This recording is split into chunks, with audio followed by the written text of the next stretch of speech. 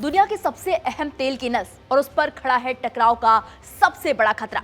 Donald Trump ने साफ शब्दों में कह दिया, अमेरिका को अब हॉर्मुज की जरूरत नहीं है, जिसे तेल चाहिए वो खुद इसकी रखवाली करे।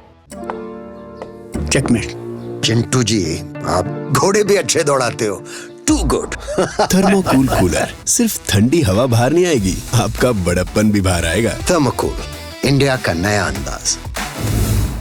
अब तक ट्रंप बड़े बड़े दावे कर रहे थे कि हॉर्मुज पर कब्जा कर लेंगे, हॉर्मुज खुलवाने के लिए सबको साथ आने की अपील भी कर ली, धमकी भी दिया, लेकिन अब उन्होंने यू टर्न ले लिया। उनका कहना है जिसे तेल चाहिए वो खुद हॉर्मुज जाए और तेल लेकर आए। तो सवाल है, क्या अब दुनिया का सबसे अहम समुद्री रास्ता जिसकी लाठी उसकी भैंस के सिद्धांत पर चलेगा? ये है स्ट्रेट ऑफ हॉर्मुज, एक ऐसा समुद्री रास्ता जहां से गुजरता है दुनिया के करीब 20 से 25% तेल।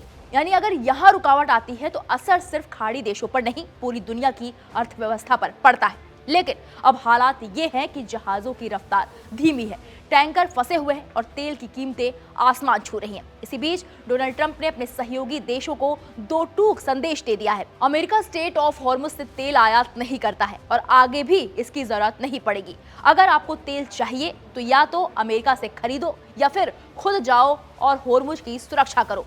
अमेरिका अब हर बार दूसरों के लिए खड़ा नहीं होगा। अब समय आ गया है कि देश अपनी सुरक्षा और जरूरतों के लिए खुद खड़े हों। ब्रिटेन, फ्रांस जैसे देशों पर भी निशाना साधते हुए उन्होंने साफ कर दिया कि अब हर देश को अपनी जरूरतों के लिए खुद खड़ा होना होगा। लेकिन बात सिर्फ बयान तक सीमित नहीं है। ट्रंप की चेतावनी साफ है, अगर हॉर्मुज फिर से नहीं खुलता तो ईरान के न्यूक्लियर ठिकानों पर हमला भी हो सकता है। और इसी तनाव के बीच हमले, जवाबी हमले और धमाकों का सिलसिला जारी है। एक तरफ अमेरिका की कार्रवाई तो दूसरी तरफ ईरान का जवाब, और इस टकराव की कीमत चुका रही है दुनिया।